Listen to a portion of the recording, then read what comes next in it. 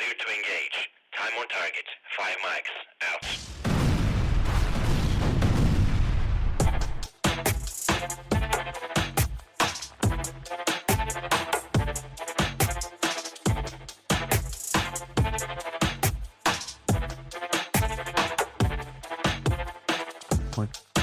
There's no time like the present. So you might as well just start recording, right?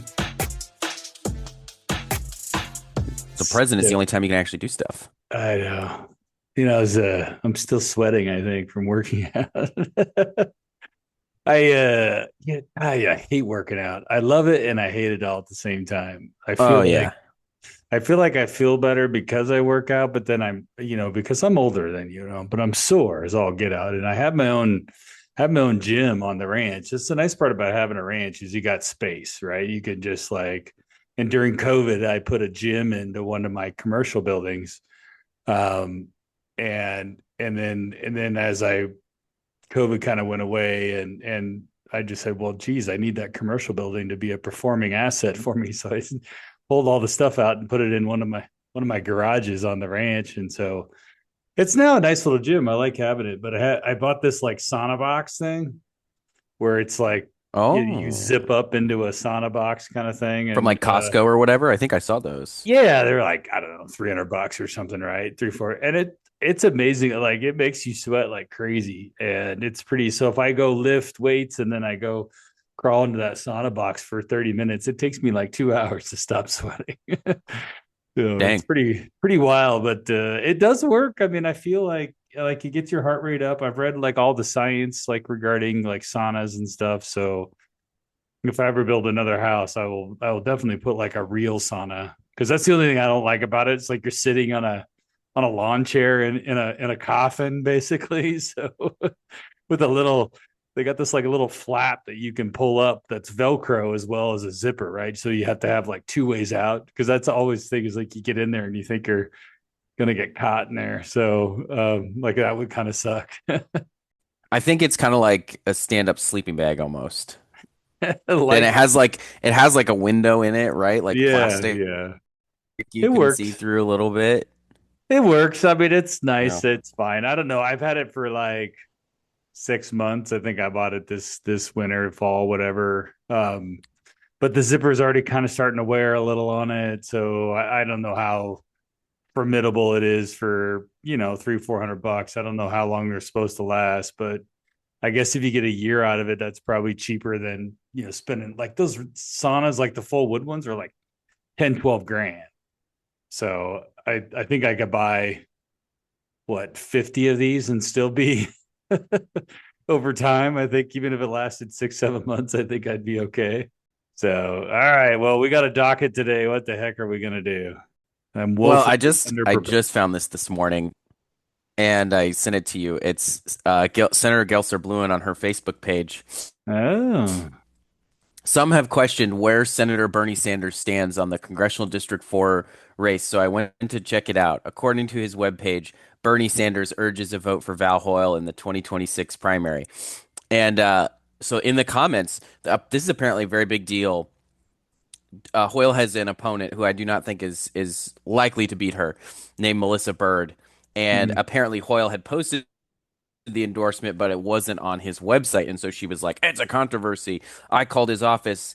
Some intern answered the phone and said he hasn't endorsed her. It turns out he had. But uh, anyway, I don't understand the average Democratic voter, Brian, because if their most important question is, what does the U.S. Senator from Vermont think about Oregon's fourth congressional district Democratic primary? yeah, I think you've lost the plot a little bit. I think maybe you're not making very good voting decisions, quite honestly. no, If that's the number one thing that you care about. So I just thought that was funny. I had to I share. don't. Yeah, I don't think they care. Plus, the Bernie Sanders thing is always interesting because for years, I mean, the Democratic Party, he would have won that 2016 nomination if it wasn't for the Democratic Party coming in and just blowing him out of the water, and not letting him win and making sure that Hillary Clinton won because they just kind of harpooned him, and they have over and over again, and it is kind of an odd deal with him because he does know how to reach the core populace of that Democratic Party. to get down to it, but they just doesn't seem like like the actual party apparatus, they seem to hate him because it seems like they let him just kind of do his thing. And then anytime he gets a little bit more attention, they just smack him back down. But I'm just fascinated by the voter who's like, this guy won our primary for president 10 years ago. He's the most important Sure. guy to weigh in on this. I don't get it at all. No. Well, who else So is I don't there? I know what mean, I'm what are you going missing to there ask? exactly. Is AOC, where's she at? Is Kamala weighing in on a CD4 race? I think AOC is a way more relevant. Both of them. Yeah. I was listening to Ruthless the other day. I hadn't listened in a long time, and they were basically talking about the Democratic primary and how Kamala Harris is still in the background. She has the kind of front runner status right now, and Isn't because that all the crazy? Democrats think that the only thing that went wrong with her race is she didn't have enough time to Yeah. campaign, and quite literally the opposite. If it was a shorter race, she might have won. But so right now she still has that like, well, what if she got a full campaign? What if she got Yeah. the whole 2 years to campaign or whatever it Did is? And you so that's what AOC is running against right now.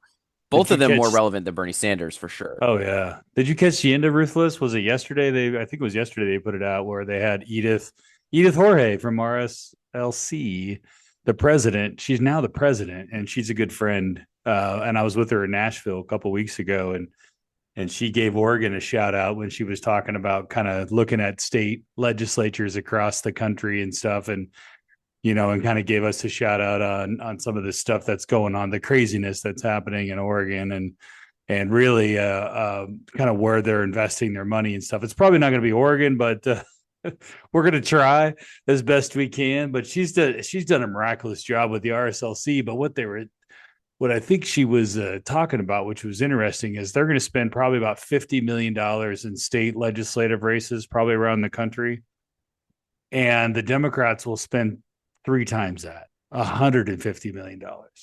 So if you really look at it, it's like Wow.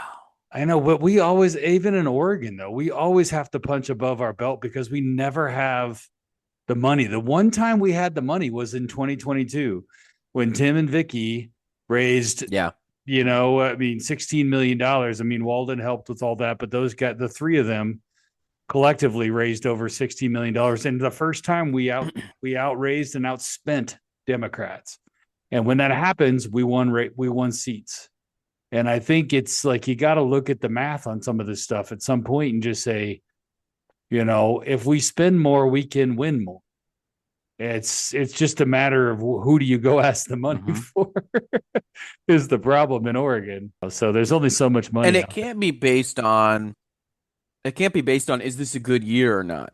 You make your own year, Yeah. basically. We've talked about this before. The national trends influence Oregon a little bit, but not as much because we have high voter turnout among the two major political parties, not the NAVs, the not actually voters. Yeah. Basically, that you can win these races with funding, but it can't be based on, oh, is this going to be a good Republican year? We don't have good and Yeah. bad Republican years in Oregon, really. We just have election years, and we have to commit to spending Yep. and commit to spending where we believe we can win, not where the wind blows. Well, and the same point is 22 ended up not being a good year for Republicans nationally. Not in Oregon. We had a great year. Almost won the governor's race. Like we had a great legislative pickups, the most we've had since 2010. And I believe with you, like you just said, we created it. We created a good year. And you can do that. And like even in the show notes like that, we can probably dive into this Oregonian article about what DHM just did some research there, and the Oregonian apparently paid them to do it, which is really Oregonians are not happy with the governor, which means they're not happy with the government. So the opportunity is ripe for change. And I think that regardless of the Donald Trump stuff, because I think that you can get past that if you talk about it. And I think that the national environment does erode certain things, but that usually is tied more to turnout than it is to messaging, right? I mean, in my mind, I think it's a little harder to engage your Republicans and force them to turn out. But if you get into these micro districts, I don't think it's as difficult. Micro districts. What are you even talking about? Well, like from a statewide versus like a legislative district You is what mean I look local at it. races? Yeah, I mean it's just This is what, or state legislature. I just this new phrasing, micro district. I saw a thing that said a new trend is micro weddings, and I was just like, that's just a small wedding. Just everything has to have this branding now with it, micro whatever. So yeah, micro you're districts. All welcome. right. Hey, look, I rebranded NAVs, not actually voting, so you get Yeah, micro see, districts. Look at you. don't give me crap. You're over there making your own words, and I can make some too. So, what did that DHM thing say? I think you're pretty well versed on it. I mean, this is the reason that people are talking about, and it kind of relates into Chris Dudley saying that the governor called him and, you know, one side, the Governor Kotek side said, "Oh, he was just getting politically active, so I thought I would give him a call," which of course you do to any Republican that is getting politically active, as he shakes his head. No, but then Dudley's saying she was trying to convince me not to run for governor, and I mean, there's no way to know what's true, but Yeah, I think the biggest thing from that is obviously that there's a lot of Democrats who've told me privately they think that with Dudley this is a competitive race, but maybe not with some of the other candidates. Now we don't really have a way of knowing that, but I understand why they think that. mm, Um, and her unpopularity in Portland, which is, kind of a core place you want to be popular, the largest area, the most Democratic voters. yeah, She's from Portland. She's struggling there, and I think a lot of it comes down to what we talked about before, which is she acts like a middle manager. I think that puts people together, puts a team together to fix something instead of just saying, "I'm the governor. This is the solution, and I'm going to do it." And she's pretty good at putting together a council, a work group, a commission, a round table, or whatever. But that it's always the conversation and never the action because there's yeah, always political blowback to the action. But that's just the reality. What you have to do is be strategic about each problem you're trying to solve. Don't, don't anger all your Democratic bases, all your constituencies. Pick one at a time. Kitzhaber would always do this if he was yeah. going after if he's going after a particular union, he would be careful not to pick all the unions. He'd just pick like the teachers or whatever. And then he'd be like, "Hey, sorry, you guys are getting screwed on this, but we're going to fix education and you're going to thank me later." Or something like that, right? And that Yeah, I've yeah, the only place I think she's really leaned in that I've noticed is housing on that front. And even then, it's more of a not a full lean. There's been we've hit a lot of brick walls, and sometimes those brick walls come from her administration, even her own administration. yeah, So that's one of the challenges I think is if she acted like the governor, started throwing her weight around, started vetoing stuff, not because people told her to, but because she wants to do it and says it's wrong. I think that would fix a lot of her perception issue among Democrats. I don't know that there's much she can do to fix it with Republicans and independents, but um, I would agree. I think what I saw in the poll that was very interesting to me was the reality of it, the 21% very negative from a year ago going to 39% very negative. ooh, that's rough. Anyways, create her going from 21% very negative, which is probably right, the Republicans, because if you're 5-1, Republicans to Democrats in Portland, that makes sense.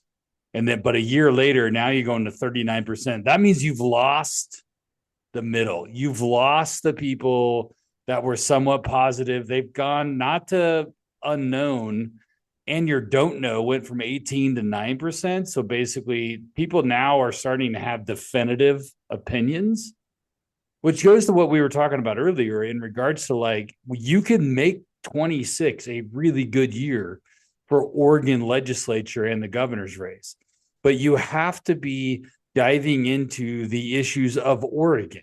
It Yep. can't be talking about the issues of whether we should be in Iran or not, right? So it's got to be talking about it. And of course, Democrats are going to be like, but what about, but what about, but what about Orange Man, right? And so it's going to be, so we're going to have to figure out, and that's where money comes into play, is we're going to have to figure out is how do we tell a story that is these problems that we're facing, and whether it's Portland or whether it's Medford, these problems you're facing in Oregon are not Donald Trump's fault. They are the fault of 20 years, 30 years, 40 years of failed democratic leadership. And then we got to say, here's the alternative. Here's what we see as the future of Oregon, and we got to be able to sell that. I agree with you, Brian. However, I've just received breaking news, so we have to go talk about the Tim Knopp quote because we Uh-oh. have state representatives tweeting about it now. Okay, so I got to set the scene here. I just texted you this so you can laugh at it while I give the background. So, former Senator Knopp, now Chief Prosperity Officer Knopp for Governor Kotek, made some comments hinting that the governor may take on adjusting the corporate activity tax. Okay. Yeah. And I texted you this because I thought it was funny because he gave a really good quote. This is in front of the Salem Chamber, a pretty big group, by the way, and a group that if you say something, it is going to get around. And so he said, I told the governor this is a no-fail mission in terms of improving the business climate, because if we don't turn this around and turn it around fairly quickly, as I say, we will be Detroit for 4 decades with a slightly better view. And I shared that with a few people just because I did think it was funny and I thought it was pretty accurate. So then, now this is showing a clear divide between Democrats and Republican strategy in the sense that Republicans we've had Republicans introduce cat tax fixes. Yeah. We've also had cat elimination. Now, if we eliminate the cat tax, I think that would be the top goal, but that money all goes into education. So some Republicans have suggested adjusting it to be revenue neutral so it hits fewer businesses but still generates the same revenue, or exempting certain categories of items from being taxed to reduce their costs, all that stuff. Lots of different options, okay? Now, Republicans definitely would prefer to eliminate it, whereas Democrats don't want to lose the revenue. Okay, Representative Reschke, E. Warner Reschke from Klamath Falls. Former Senator Knopp is an attorney by trade. He defends whomever he is paid by. Previously, that was by taxpayers. His mistake was to be paid handsomely by the governor. We don't need to reform the cat. We need to eliminate it. First of all, Tim Knopp has never been, and as far as I know, isn't planning to go to law school to become an attorney. So it's interesting that Representative Reschke, who I think served with Senator Knopp for a while, doesn't actually know what his job is. That's fascinating. Now, the interesting thing, too, is he notes that Senator Knopp is paid handsomely. Maybe Representative Reschke was looking at his pay stub and comparing it to reports of Senator Knopp's pay, and maybe he didn't like the differences there. We've talked about legislator pay possibly being too low, and maybe that hit Representative Reschke where it hurts. Maybe he's looking for a payout as well. I don't know. I'm speculating on the tweet. I agree with eliminating the cat. I think if you're in Senator Knopp's position and you're working for the governor, and if her position is she doesn't want to eliminate it, then you just do the next best thing, which is try to reduce it, right? And that's been, I would say, you worked for him. That's been his whole MO. Is this is the ideal. This is what I think is politically possible. And if Republicans win more seats, cat elimination is you can put that on the table, definitely. But I just thought people were texting me this, obviously, because it includes my dad, and so I thought that was pretty stinking funny. Well, we've covered, your dad being the chief prosperity officer, and like you don't send a Tim Knopp into an arena without him coming up with a solution to a problem, right? So he's going, and he's not a quiet man. No. So he's going to speak in plain English and plain terms, and he's going to say, these are the things that I'm hearing, right? And I've been in a few of those Prosperity Council roundtables, and it does come up. The problem with the Prosperity roundtables is they're made up of business owners, and of course they're going to bring up the cat tax, right? So I don't know, and I'm all for eliminating the cat tax. Clearly, I mean, it would, but at the same time, the Democrats are going to go for that because it's a huge pile of money. So that's not going to happen. So then they're going to say, well, how do we fund all the homeless beds? So I think that you have to take a look at what is all of the things that is impeding the progress, and taxes are a big piece of that, because ultimately, if I can't pay my employees more because I got to pay the cat tax, like, right, there's that whole trickle down economic theory that goes along with the cat tax. And I think that we need to focus on really the cat tax. I think where people maybe don't have employees, or it's really not the big corporation side of it, it's more like your smaller LLCs, or the drywall guy, that's got a couple of guys working building houses and stuff like that. I think that's where you start. That makes a lot of sense. I mean, I would get rid of it. There's a lot of taxes I would get rid of, but I would start with at least getting rid of some of the smaller end of that. And I think that's where Tim was going with it, is you got to tinker with it on some level, because we need new businesses. You need, like, the guy that is working for another drywaller, you want him at some point to say, hey, you know what? I want to go start my own drywall company. But if he looks at all the stuff his boss has to pay and the crap he has to go through to do it, he's going to be like, I don't want to do that. So it all goes together with reforms and regulations, with just more taxes, because there's a weird number. Like, it's probably somewhere around that cat tax. So if you're a guy that's, pulling in $2 million a year, your business does like $2 million a year. And if you're lucky, you're taking home, you're making 150 out of that, right? Like, as the guy, and you got 3-4 employees, and then once you start making like 3 million, it doesn't make any sense for you to make more than a certain number. So then your desire to invest and make your company bigger just isn't there. And I think that's kind of what we're creating, is some of these glass ceilings that nobody really wants to go any higher. That's part of the problem too. Yeah, and again, I don't blame anybody for wanting to eliminate the cat tax, and I agree.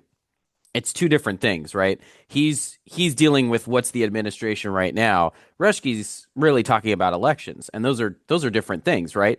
Governing is not the same as running for office, right? And so I don't begrudge him at all for thinking we should eliminate the cat tax. But also, I mean, maybe he wouldn't, but I would expect Representative Reschke, if cat reform gets put on the table, he's not going to vote against it either. Yeah, right. No, like that would be crazy. That would literally not far be voting enough. for that would literally be voting for higher tax. I'm sure there'll be a bunch of people that say that, but again, you got to deal with reality, right? And if we win more seats, reality's different. And legislators in safe seats can go raise money to be part of that and help that reality, or they can sit on Twitter. People make different choices. First off, and then my last thought on this one, and we can move back into the other things. I think it's very unfair for Representative Reschke to say his mistake was to be paid handsomely by the governor. That's, quite frankly, it's bullshit. So, because I've known your dad a long time, and he's a public servant by just his nature of his being, is he likes to solve problems. And so when the governor called and said, hey, the governor didn't call and say, hey, do you want to run OHA? She called and said, hey, I want, to solve business in Oregon. It's a problem, and I need somebody, quite frankly, somebody who's not a Democrat. I don't know exactly what she said to him, but I would sure it was something along those lines. And Tim is he's going to hop in regardless of who the governor was. Like, why wouldn't you want a Republican in there finding real reforms and real things that can make things better? I think if you're making that goal, to your point, like, you're trying to make more a campaign statement versus wanting better for Oregon. And I, quite frankly, will always want better for Oregon, regardless of who's in charge. And so if Tim Knopp can come up with some really key things in the Chief Prosperity Council that is going to make Oregon a better business-friendly state, then you know what? I'm all for it. And everybody, including Republicans and hopefully Democrats, if those proposals come forth, regardless of who wins in November, if those proposals come through the legislature in 2027, I hope we're all voting for them to make a more business friendly Republican state, or not a Republican state, but a more business friendly state. And that's, I think, what I know Tim is going to do. He's going to say, hey, I'm going to try to come up with a suite of reforms that we think are going to help the bottom line in Oregon. And I don't think that's going to change the popularity of Kotek or not.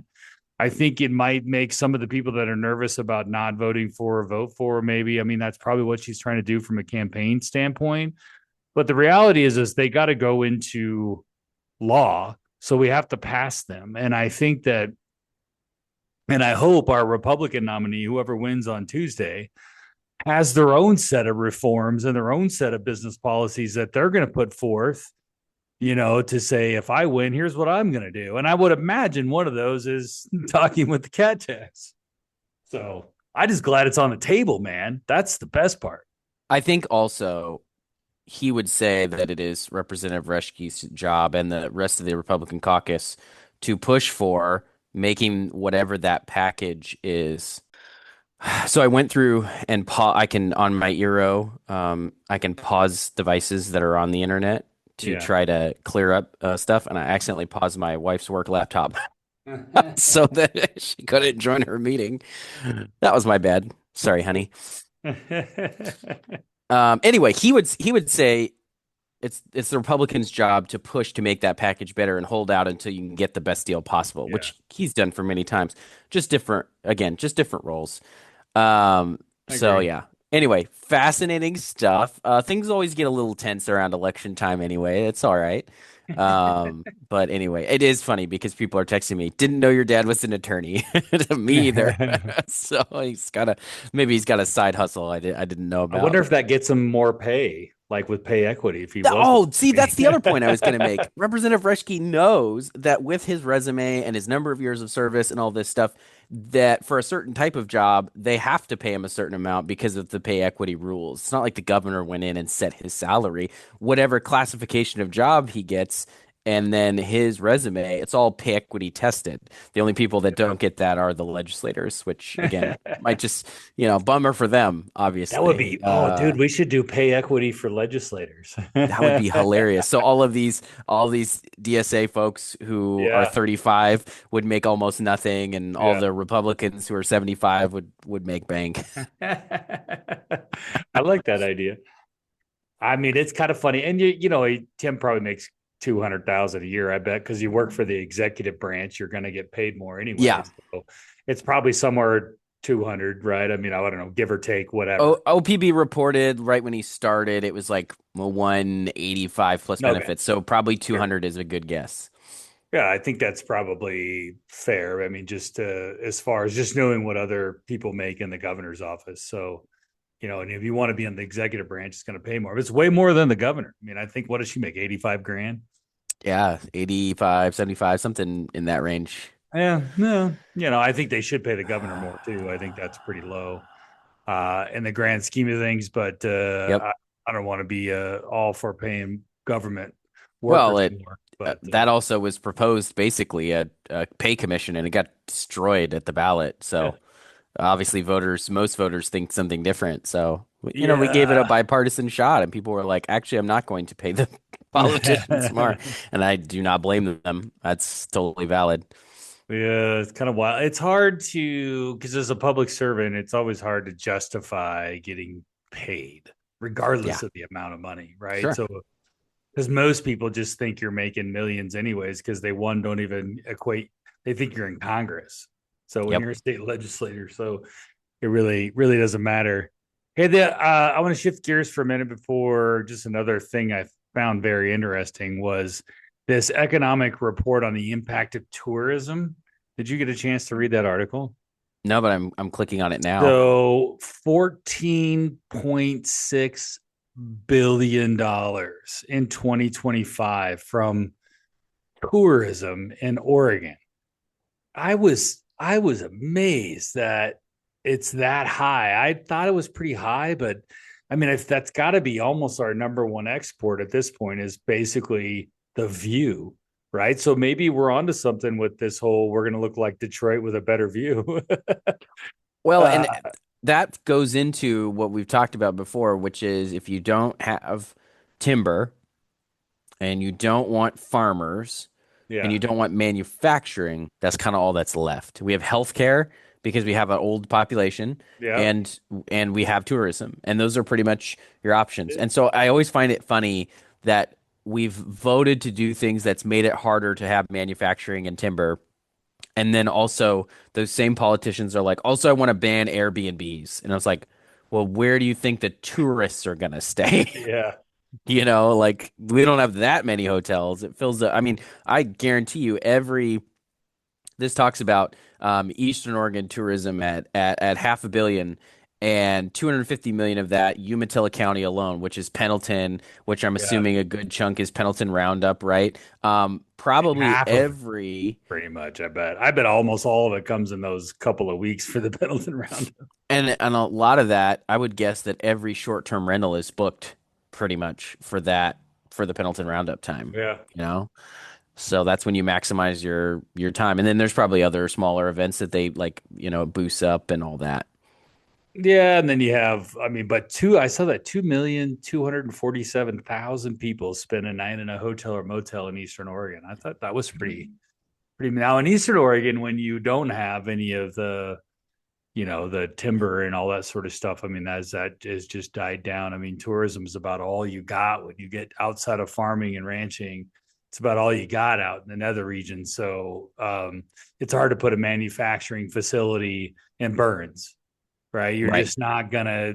There's just not a workforce there, and that's been the problem. There's been stories surfacing like about Lakeview and some of those areas where they're just they're not ever really going to grow again because you just can't. I mean, you just can't put manufacturing in a town of 2,000 people.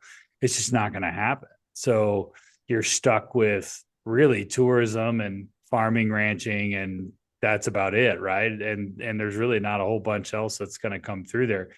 And now, of course, you could put maybe some data centers and stuff, but apparently that's not going to happen in blue states anymore either. So No, in fact, I got a call from somebody in Portland. A young lady from Portland was calling, I think, every office, every legislative office, and she was talking about how basically, if we don't stop data centers right now, in 2 to 3 years, we'll all be dead. They're using all of the water. Now, I think that it's likely that she's not getting very good information on some of this stuff.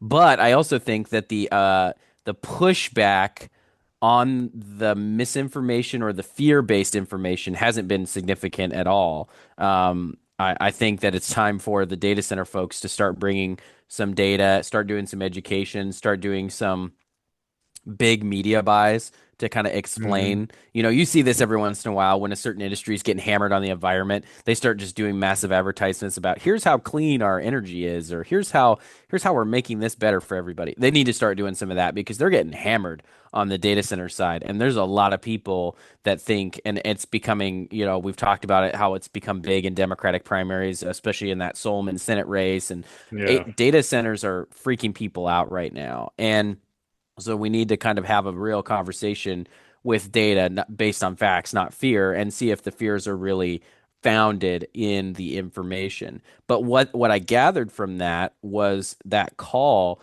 is that people are really afraid of the future, and data centers are basically the thing that either does or doesn't empower that future, right? If you have data Yeah. centers, you have AI, it gets better. If you don't have data centers, AI is it doesn't develop or develops much slower than it would otherwise. I think that, I live in Prineville, and Prineville has two data centers or companies. Facebook has 11 buildings here, over 1 million square feet. And then Apple has a data center here as well. And, there's all this fear mongering about they use all the water. I'm like, no, they don't. And then there's all this fear mongering that there's nobody that's really hired up there. Like there was even a stupid news article that the KTVZ, I think, put it out, or Central Oregon Daily, one of those guys. They put out this dumb article that says 66 people, are going to lose their job at Facebook.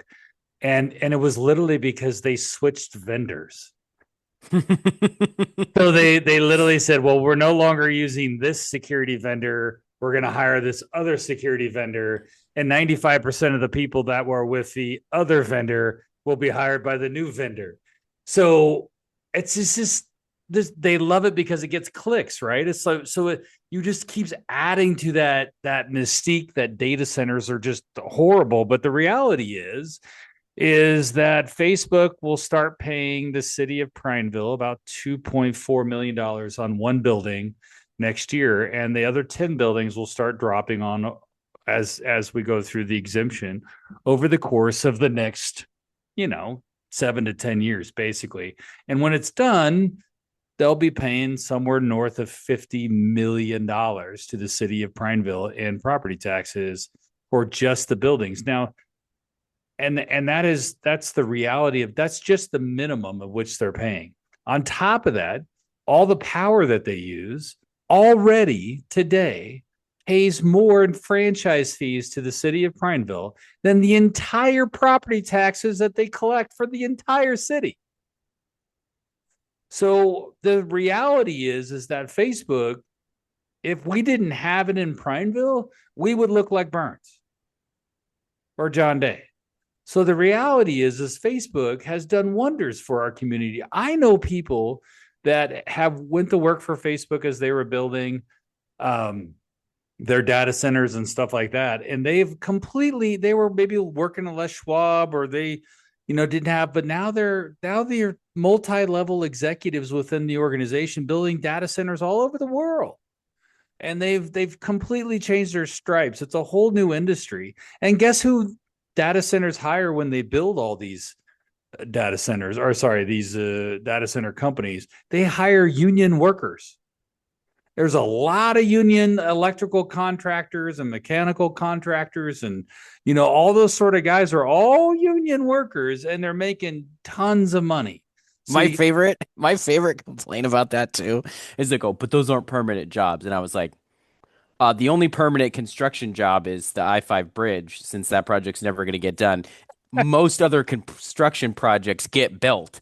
So yeah, you're never going to have a permanent construction job. Like these guys they make such weird, they're like, it's a project. You move on to the next. That's what every construction job is. And these are the same people, they'll go in the same breath. They're like, well, the construction jobs aren't permanent. They're also for banning all new construction. Yeah. They want to end construction job. They don't want anything to be built. So I just think it's funny. And the trade unions better get on board that the side that they want to be on is not the Democrat side, because their jobs are gonna dry up in a freaking hot minute in Oregon if we allow the quote unquote banning of data centers, because ultimately there's a section of that political wing that wants to ban it all. Housing, construction, they don't want any of it. And they're all for, what do we call them? Bananas, right? Build absolutely nothing near anyone, never. That's funny. Like there's probably 20% of the electorate that's probably on board with that. And they're probably all boomer hippies too, because now that they've retired and they're 65 and, and bored, though, they've just taken up the wing of, let's just ban that. Let's ban that. Like they're just against everything, and this is the next thing they're against, right? And they make up these ideas. Now, yes, do they use water? Sure. But the new data centers that are coming online, the newer ones, are just getting more and more efficient and better and better and better. And I heard like some reports that there's some data centers they're building in Arizona that won't even use water except for whatever you flush down the toilet. So it's just getting better. So the technology will get better, and the power is going to get more effective. They're going to try to get the power. I think it's really important to get the power off the grid. I think that's probably good, because then they can't be blamed for raising power. For people like us living in Prineville, like, is our Pacific power rates going to go up because of Facebook? I think that's probably good. I think the other thing that it really pisses me off about, where it's okay to go ahead and put solar fields and tear up farmland, and you can dot solar fields all over Cook County and send that power to, not the data centers. Oh no, that power is going down the grid to California. because California doesn't mind paying more for the power, and the data centers don't want to. And therefore, so we can tear up farmland and put stupid solar panels up for days, and that's all good, and send the power to California. But nobody's protesting that on the left. Why aren't they protesting that? Well, and in Utah, there's the I think Kevin O'Leary is doing a big data center project that also includes energy, so it's not going to take anything from the current grid. It's going to build its own. It's going to have Yeah, its own energy supply and stuff like that. They're still awesome. opposed. They don't. It's just about opposing the future, not Yep. about land. It's not about energy. It's not about any of these things. And I was just reading, I think we have a new law in Oregon that's going to charge data centers slightly more. That's not going to fix this. That's not people aren't going to see that as a quote unquote solution. They want to No. see data centers banned and maybe even shut down. I don't know. They want the current ones shut down. The ones in Prineville have been around for a long time, though. I mean, Yeah. what, over a decade now? Oh, longer. I signed the deal when I was chair, president, whatever, of the economic development for Prineville. I started the group, Prineville Economic Development. We signed the deal with Facebook December 2009. And they started building. The first one opened, I want to say 2012 was the first data center came online. Mark Zuckerberg flew in, I sat at his table, he sat at my table. I'm not sure how that worked with his wife and his little dog or whatever. And and he said, I love Prineville. I want to invest in Prineville. And he has, to the tune of billions of dollars. And so Yeah. now we have like one of the largest tech companies in the world right here in tiny little rural Eastern Oregon. And they love, and they love Prineville, and they've invested millions into our school district. Our CTE programs are off the rails awesome here. Like there's just a lot of things that have done really well because of Facebook. And I think it's just disingenuous and it's really just kind of shitty for somebody in Hillsboro to stand up after they have had Intel over there forever, like paying millions of dollars as well, and then tell us that in Eastern Oregon, where we finally found another industry that we can make money off of after those boomer hippie greenies, whatever, took away logging for the spotted owl that was really not even logging. It would learned it was the other owl that was killing the spotted owl. And they destroyed that industry. Now they want to destroy this one. And it's really because they're just bored, Reagan. They have nothing else to do except for they're a fight looking for a spot. Yes, we have a lot of retirees here. We have a lot of people with second homes here, and I guess they're getting bored. Not enough board games, not Yeah. enough. We had a bad snow season, so they didn't get out as much on the snowboarding and the skiing and the recreating. So I just sent you this, Brian. I don't know why I could. All the good links are out there. I just didn't find them until like literally we're podcasting. So there was a public forum. I wasn't even aware of this. This is Willamette Week from a couple of days ago. There was a May 7th school funding forum. And if you're the co-chairs, I'm quite literally not sure why you would go to this because there's just no way that this goes well. And reading the article, it didn't. Two of the state's most powerful lawmakers, co-chair Kate Lieber of Portland and co-chair Tana Sanchez of Portland, they're the top budget deciders, right, for our state. Mm-hmm. They said that they're not for releasing education stability fund dollars. So we have an education stability fund.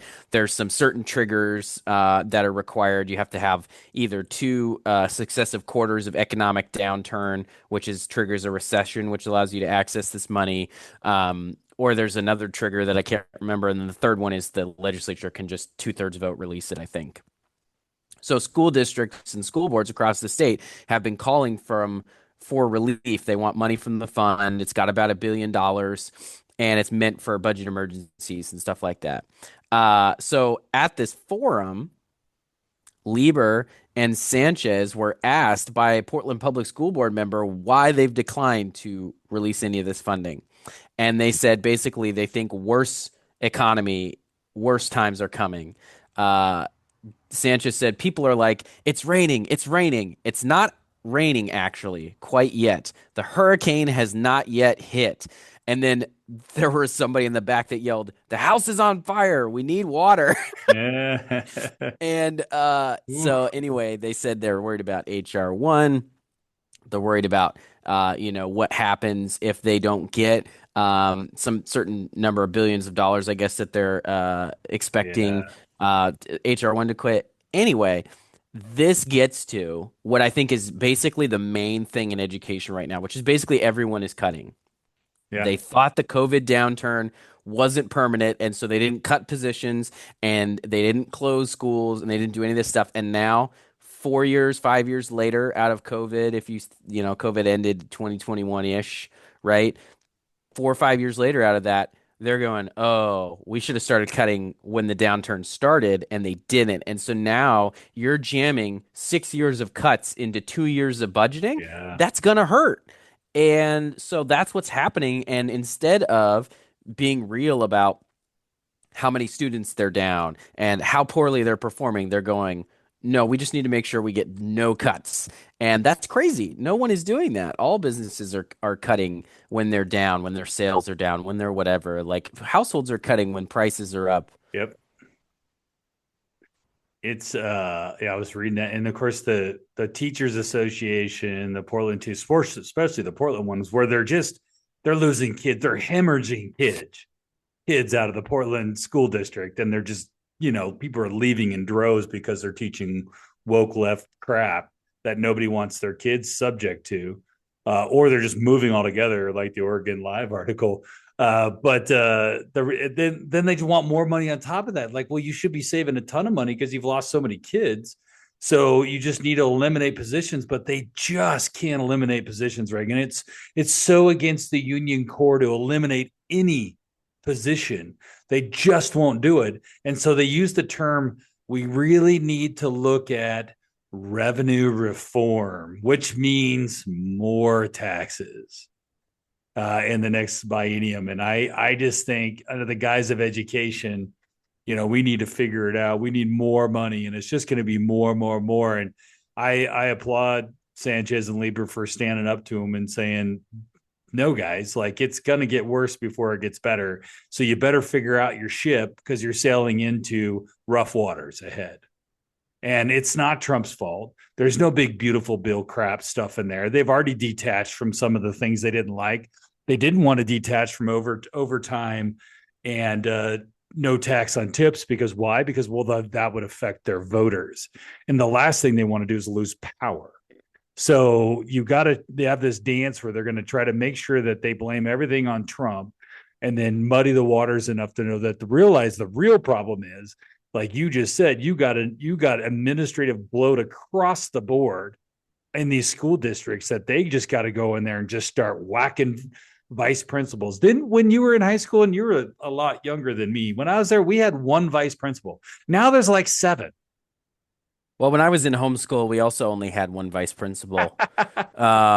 But yes, no, you're right. There is. I know that at the Albany School District, there has been a significant increase in sort of that middle management layer. It's increased by a lot more than the student population has. That's for sure.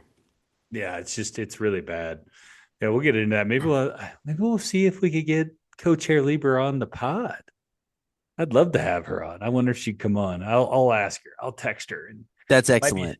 Might be something fun to do while we wait for primary results to happen. So, which I got to get going because I got an 11 o'clock that I got to get on. But I think, and we'll talk primary. We want to take a break from talking about primaries because we feel like we've just been drowning in primary conversation. I'm sure if you go on there and look at the governor's race with primaries, it's pretty rough waters out there in the social media world that is powered by data centers, by the way, of who your best candidate is. So I think it's going to be wildly close than we haven't seen in a while. The turnout doesn't suggest that there's going to be a flood of votes coming in at the last minute. We'll probably still get to about a 40% turnout, I bet. Might be a tad lower than that, which means 55, 60% of Republicans will vote, maybe if we're lucky, somewhere in there. Right now, we're outpacing by about 2% the Democratic turnout. 18% turnout among Republicans, I read this morning, 16% among Democrats. So that's positive. We Yeah, want to keep that's that good.